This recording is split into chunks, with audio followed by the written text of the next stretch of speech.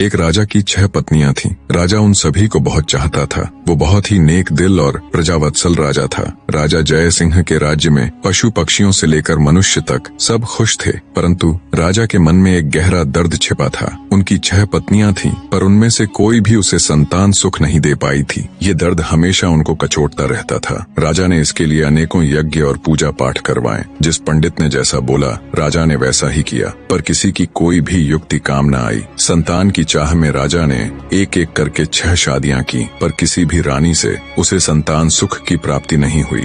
एक दिन राजा जय सिंह शिकार के लिए जंगल गए। वहाँ एक मृग का पीछा करते करते वो जंगल में दूर तक निकल गए। मृग तो भाग निकला, पर अब राजा भूख और प्यास से व्याकुल हो गया। तभी राजा के कानों में पानी के बहने की ध्वनि पड़ी। ध्वनि सुनते ही राजा की जान में जान आई। सोचा, जरूर आसपास ही कोई पानी का झरना है। भूख न सही, कम से कम प्यास तो मिटेगी। राजा ने ध्वनि की दिशा में तेजी से अपना घोड़ा दौड़ा दिया। जल्द ही राजा की आंखों के सामने एक बड़ा झरना था, पर जब राजा झरने के पास गया, तभी उसके कानों में एक स्त्री की आवाज पड़ी। अंधे है क्या? दिखाई नहीं देता? एक लड़की स्नान कर रही है। भूख प्यास से व्याकुल राजा ने उस तरफ तो ध्यान ही नहीं दिया था। लड़की की आवाज सुन राजा चौंक गया। उसने तुरंत अपना मुंह फेर लिया और बोला, क्षमा करे देवी, मैं इस जंगल में बहुत देर से भूखा प्यासा भटक रहा हूँ, जिससे विचलित होने के कारण मैं आपको देख नहीं पाया। इतना कह राजा मुंह फेरे ही वहाँ से कुछ दूर चलकर खड़ा हो गया। कुछ ही पलों में वह लड़की स्नान से निवृत्त होकर राजा के पास आई। उसने सूखे वस्त्र धारण किए थे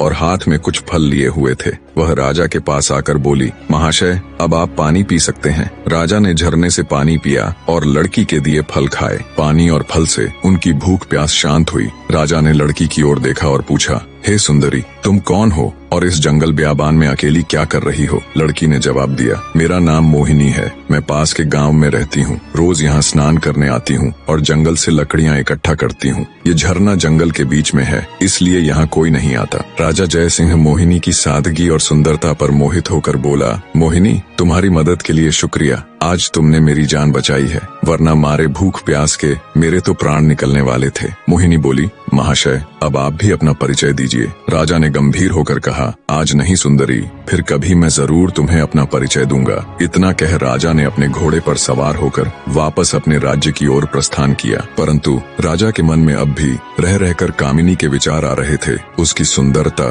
उसकी सादगी, उसकी मधुर आवाज, सब कुछ राजा के मन में गहराई तक उतर गया था। महल में लौटने के बाद भी राजा के मन में वो ही सब चल रहा था। राजा को समझ नहीं आ रहा था कि 6 रानियों के होते हुए भी वह उस अनजान युवती के प्रति इतना आकर्षित क्यों है। कुछ सोचकर राजा अपने भरोसेमंद वजीर गौरीनाथ के पास जाता है। बने रहे।